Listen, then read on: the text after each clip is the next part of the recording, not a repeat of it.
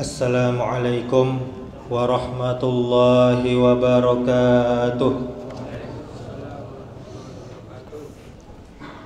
Alhamdulillahi ala ihsanih wa syukru lahu ala taufiqi wa amtinanih. Ashhadu an la ilaha illallah wahdahu la syarikalah wa ashhadu anna Muhammadan abduhu wa rasuluh. Amma ba'du. Alhamdulillah, kembali kita bersyukur kepada Allah Subhanahu wa taala sampai saat ini. Malam ke berapa Bapak? Malam ke 18. Kita masih sehat walafiat. Kita masih bisa beribadah kepada Allah. Dan untuk itulah kita diciptakan. Kata Allah, "Wa ma khalaqtul jinna wal insa illa liya'budun." Tidak aku ciptakan jin dan manusia kecuali untuk beribadah kepadaku. Kemudian marilah kita memperbanyak salawat kepada Nabi kita Muhammad sallallahu alaihi wasallam. Allahumma salli wa sallim wa barik ala Muhammadin wa ala alihi wa ashabihi wa man tabi'ahum bi ihsan ila yaumiddin. Mudah-mudahan dengan memperbanyak salawat kita termasuk umat Muhammad sallallahu alaihi wasallam yang kelak mendapatkan syafaat di yaumil akhir. Amin ya rabbal alamin. Bapak Ibu kaum muslimin, kaum muslimat, jamaah yang dirahmati Allah Subhanahu wa taala. Umat Islam itu bersaudara. Walaupun keberadaan mereka saling berjauhan, terpencar seluruh dunia, beda negeri, beda suku, dan beda pula bangsanya. Namun dengan pondasi tersebut mampu menyatukan dan menguatkan ukhuwah Islamiyah. Tidak ada yang namanya Islam Arab. Tidak ada yang namanya Islam Amerika. Tidak ada yang namanya Islam Eropa. Tidak ada yang namanya Islam Nusantara. Islam ya Islam. Allah Ta'ala berfirman, "Innad dina indallahil Islam." Sesungguhnya agama di sisi Allah adalah Islam. Tidak ada embel-embel di belakangnya. Kemudian Allah Subhanahu wa taala menegaskan melalui firman-Nya, "Innama mu'minuna ikhwah fa aslihu baina akhawaykum wattaqullaha la'allakum turhamun." Kata Allah, sesungguhnya orang-orang mukmin adalah bersaudara. Karena itu, damaikanlah antara kedua saudaramu dan bertakwalah kepada Allah supaya kamu mendapat rahmat dari Allah Subhanahu wa taala. Ini dalam surah Al-Hujurat ayat 10, Bapak Ibu. Kemudian Nabi awak Muhammad sallallahu alaihi wasallam juga menegaskan dalam sabdanya, "Ketahuilah tidak ada kelebihan bagi orang Arab." Kau Nabi orang Arab, inyo mengecek pun tidak ada kelebihan bagi orang Arab atas orang non-Arab. Jadi semuanya sama. Tidak pula sebaliknya. Tidak pula orang non-Arab ada kelebihan daripada orang Arab. Tidak juga bagi orang yang berwarna, yang kulitnya berwarna putih, kulitnya berwarna hitam, tidak ada kelebihan sama sekali. Melainkan keutamaan itu, kemuliaan itu didapat dengan ketakwaan. Jadi mau orang Korea, orang Amerika, orang Eropa, orang Asia, sadue samo. Yang mulia itu yang membedakan adalah ketakwaan, kecek Nabi awak. Hadis riwayat Ahmad. Bapak Ibu kaum muslimin, jamaah yang dirahmati Allah Subhanahu wa taala. Hak dan kewajiban ukhuwah Islamiyah, yaitu yang pertama, hendaknya seorang muslim menolong serta membantu saudaranya sesama muslim, seperti yang diperintahkan Allah Subhanahu wa taala di dalam Al-Qur'an. Kata Allah, wa ta'awanu 'alal birri wat taqwa wa la ta'awanu 'alal ismi wal udwan. Dan tolong menolonglah kamu, kata Allah, dalam mengerjakan amal soleh dan takwa, dan jangan kamu tolong menolong dalam berbuat dosa dan pelanggaran. Ini dalam surah Al-Maidah ayat 2. Jadi ayat kau juga menjelaskan kau awak tolong menolong dalam kemaksiatan, awak ndak satu doh, tapi awak tolongnya sama dosonya. Begitu juga dalam amal soleh. Dan juga dalam hadis yang diriwayatkan oleh Imam Bukhari, jalurnya dari Anas bin Malik radhiyallahu anhu, beliau berkata, Rasulullah sallallahu alaihi wasallam pernah bersabda, tolonglah saudaramu yang berbuat zalim dan yang dizalimi. Hadis riwayat Bukhari. Apa maksudnya Pak Bu? Mungkin janggal bunyi hadis kok. Tolonglah saudaramu yang berbuat zalim dan tolonglah orang yang dizalimi. Maksudnya adalah menolong orang yang berbuat zalim, kita menasehatinya dan melarangnya, yaitu berbuat nahi mungkar, mencegah kemungkaran. Itulah cara menolong orang yang berbuat zalim. Dan menolong orang yang dizalimi juga wajib, tapi semampu kita. Kemudian hak seorang muslim yang kedua, seorang muslim tidak boleh menzalimi, berbuat jahat kepada muslim yang lainnya, kepada saudaranya, karena Nabi kita Muhammad sallallahu alaihi wasallam telah melarang hal tersebut, sebagaimana yang dijelaskan dalam hadisnya, jalurnya dari Abu Hurairah radhiyallahu anhu. Nabi pernah bersabda, ketahuilah, sesungguhnya Allah telah mengharamkan atas kalian darah kalian. Jadi tidak boleh awak bertumpah darah awak, alias baparang, bacakak. Kemudian kecek Nabi, Allah telah mengharamkan harta kalian, jangan kalian rampas harta saudara kalian.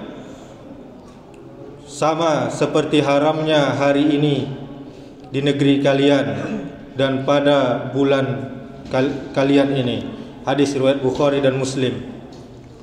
Kemudian di dalam hadis Sahih Muslim dijelaskan bahwa Nabi kita sallallahu alaihi wasallam pernah bersabda, satu muslim dengan muslim yang lainnya tidak boleh saling menzalimi, tidak boleh membiarkan atau harus menolongnya, tidak boleh menghinanya. Yang namanya takwa letaknya di sini, kecek Nabi, di hati. Beliau mengisyaratkan ke arah dada sebanyak 3 kali. Kecek Nabi 3 kali itu. Takwa di sini, takwa di sini, takwa di sini. Cukup bagi seseorang dikatakan melakukan kejelekan bila sampai menghina saudaranya sesama muslim.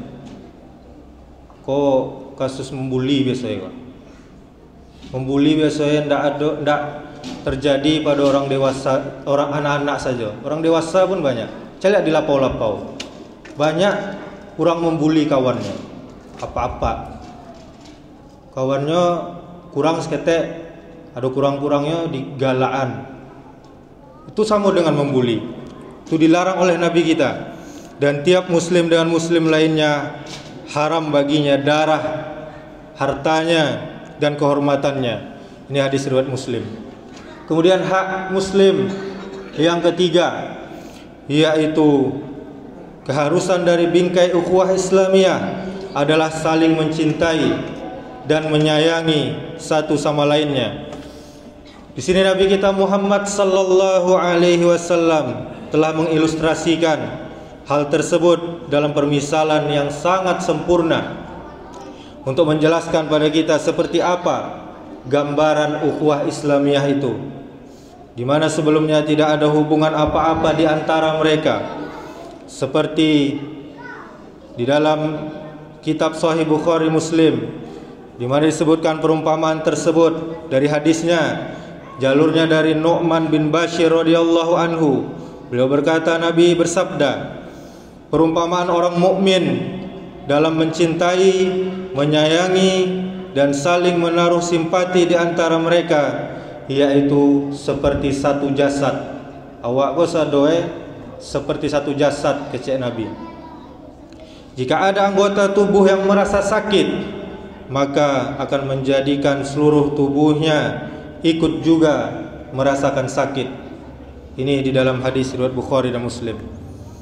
Kemudian dalam perumpamaan lain, Rasulullah juga menggambarkan kita umat muslim seperti satu bangunan, seperti yang disebutkan di dalam hadis, kecek Nabi, satu mukmin dengan mukmin lainnya ibarat satu bangunan yang saling menguatkan satu sama lainnya. Tidak boleh awak saling menjatuhan, Pak Ibu. Nampak aib saudara kita tutui. Jangan dikecean di muka orang banyak lagi. Itu sama namanya menjatuhaninya. Itu dilarang oleh Nabi kita sallallahu alaihi wasallam. Kemudian yang keempat, yaitu hak sesama muslim memberi nasihat. Hendaknya seorang muslim saling memberi nasihat satu sama lainnya, baik dari segi permasalahan agama maupun masalah dunia. Jadi kok ada nampak orang yang salah, jangan ragu-ragu memberikan nasihat. Jangan dek gara-gara inyo tua pada awak takut awak nasihat, tapi tetap dengan adab-adab yang lemah lembut. InsyaAllah diterima. Kemudian termasuk salah satu potret nasihat yang dibutuhkan adalah mengajari mereka yang belum tahu serta mengarahkan mereka pada kebaikan, menyuruh pada perbuatan ma'ruf, perbuatan yang elok, yang ancak, yang baik menurut agama awak, dan mencegah orang lain dari perbuatan mungkar, perbuatan dosa dan maksiat. Dan perkara terbesar dalam hal ini adalah mengajak mereka mengetahui tauhid.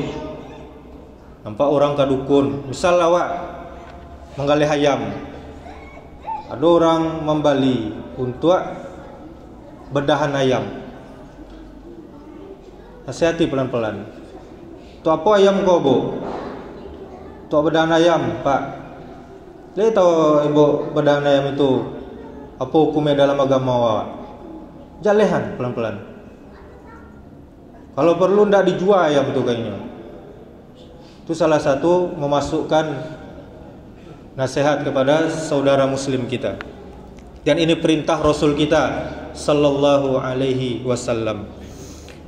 Dan kita melarang orang dari perbuatan syirik, menyekutukan Allah Subhanahu wa taala.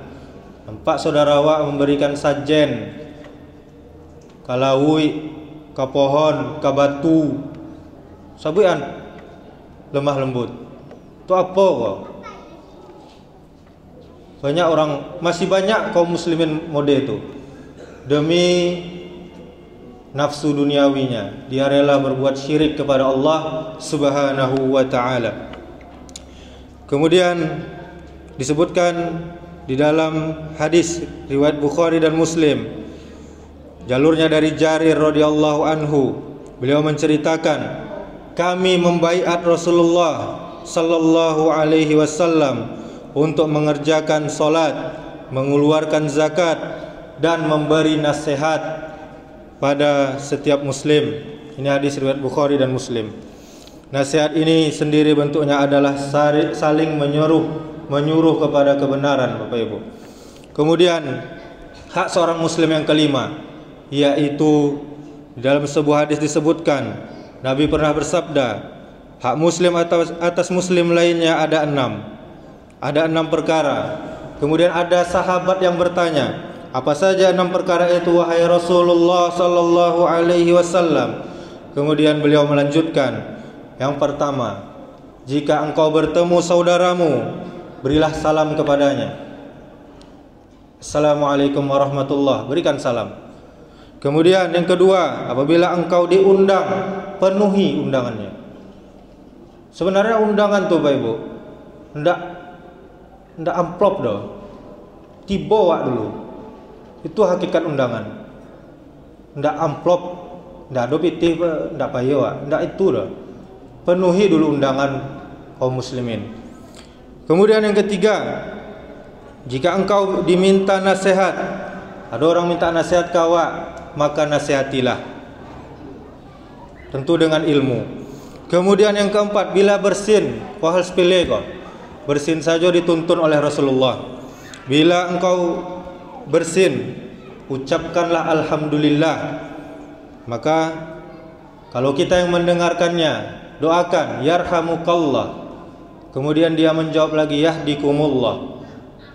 Kemudian yang kelima, jika kaum muslimin saudaramu sakit, maka jenguklah, berilah semangat untuk sembuh. Kemudian jika saudaramu meninggal, maka iringi jenazahnya. Ada orang sholat jenazah Bapak Ibu, kita ikut walaupun tidak kenal, ikut karena pahalanya kadang. Kalau para lu sampainya diantarkan ke di kuburan, kita ikut kalau ada waktu. Kalau tidak ada, solatkan saja. Kadang orang pas mensolatkan jenazah, inya duduk mau tahu-tahu di luar. Padahal itu yang paling utama yang dibutuhkan seorang mayit. Tidak mendoa sama-sama doh, tidak. Doa ketika sholat jenazah itu yang paling dibutuhkan oleh si mayit yang sudah meninggal tadi. Kau tidak mau tahu di luar, mau kok-kok. Itu yang paling utama sholat jenazah. Maka itu harus kita perhatikan Pak Ibu. Kemudian hak sama muslim yang keenam, yaitu seorang muslim mencintai saudaranya muslim seperti dia mencintai dirinya sendiri. Seperti perintah yang dianjurkan Nabi kita sallallahu alaihi wasallam. Riwayat Bukhari dan Muslim, jalurnya dari Anas bin Malik radhiyallahu anhu. Kata Nabi, la yu'minu ahadakum hatta yuhibba li akhi ma yuhibbu li nafsi. Tidaklah sempurna keimanan seorang kamu sehingga dia mencintai bagi saudaranya apa-apa yang dia cintai bagi dirinya sendiri. Ini hadis riwayat Bukhari dan Muslim. Ada begitu banyak ayat dan hadis yang menganjurkan pada perkara yang bisa menyebabkan hubungan sesama muslim tambah erat, Bapak Ibu. Saling menyayangi dan saling membenci serta bermusuhan dilarang di dalam agama kita. Salah satu di antaranya adalah hadis juga yang diriwayatkan oleh Imam Muslim. Riwayatnya dari Abu Hurairah, kata Nabi, kalian tidak akan masuk surga. Camkan Bapak Ibu, kita tidak akan masuk surga, kata Nabi, sampai kalian beriman. Tidaklah kalian beriman. Jadi kita tidak dikatakan beriman sampai kita saling mencintai sesama muslim.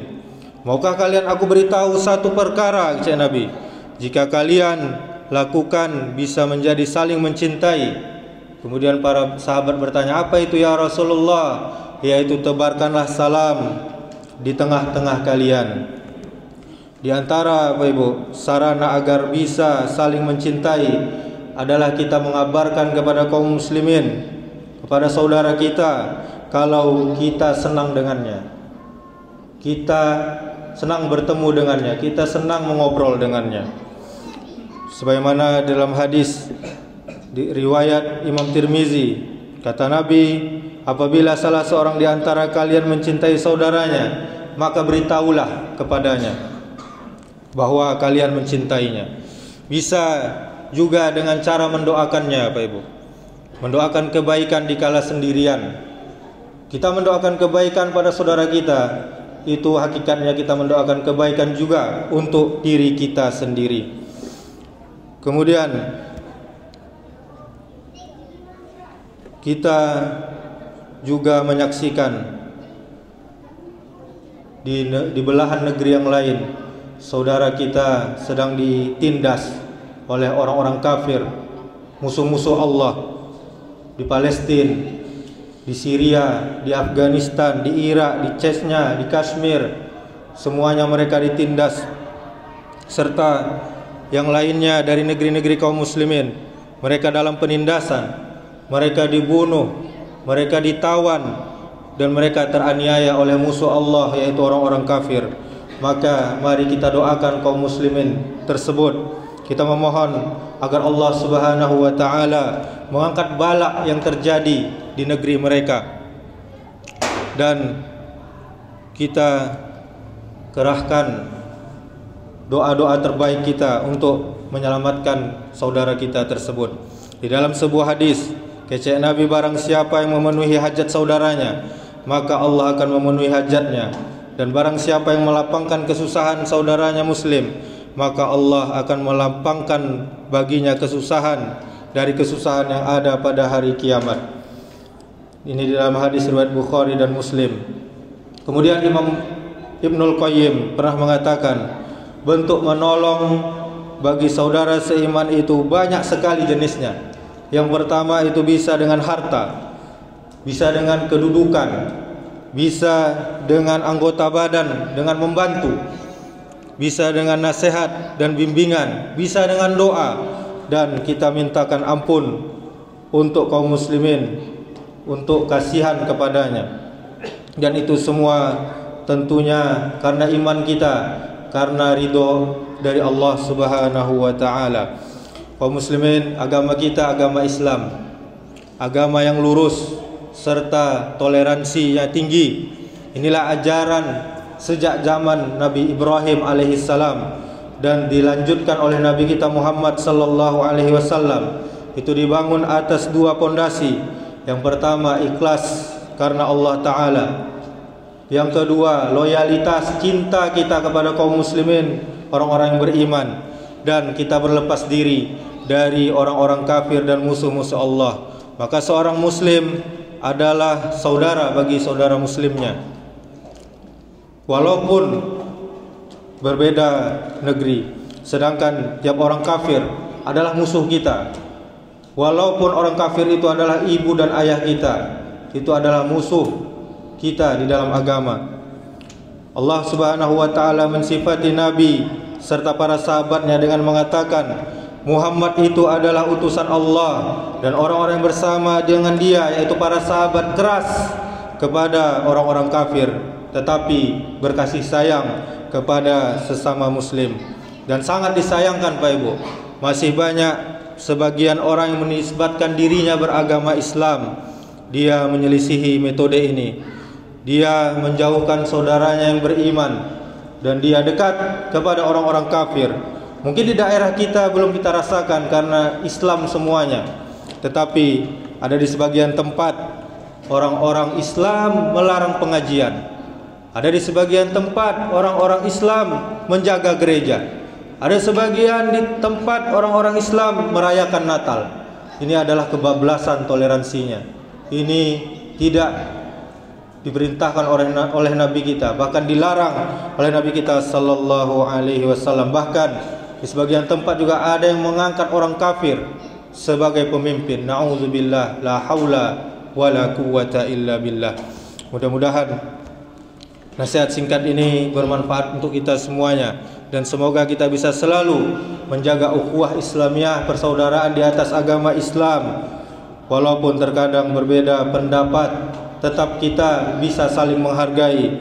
Mohon maaf atas segala kekurangan. Subhanakallahumma wa bihamdika, asyhadu an la ilaha illa anta, astaghfiruka wa atubu ilaik. Wassalamualaikum warahmatullahi wabarakatuh.